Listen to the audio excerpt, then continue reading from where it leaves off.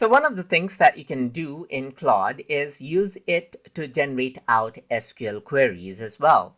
So to do that, you can simply go around over here and tell it to, let's say, for example, say generate SQL query to create a table with 5 columns. Let's say, for example, right here for a market product collection. So I can simply go ahead and see this, and what it will do is it'll go ahead and give me out a query that I can go ahead and copy and paste to an SQL query editor and hit run, and you can see that I get an error right here.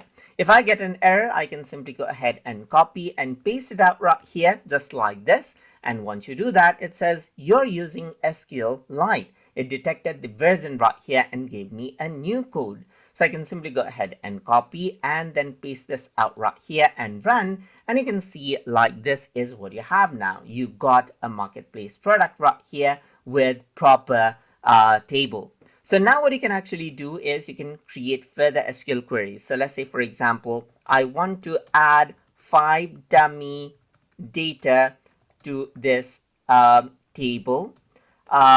Give me query for that. So if I were to actually go ahead and do that, what happens is that it'll go ahead and give me an SQL query to go ahead and fill out that particular table. So now to do that, you can simply go ahead and copy and then paste out that SQL query right here and run the query. And now you can see on the table, you got those 5 elements right here, just like this. So that is basically how you can go ahead and utilize SQL query generation inside of Claude AI. So I hope you guys learn something as always. And as always, please like, comment, share, and subscribe.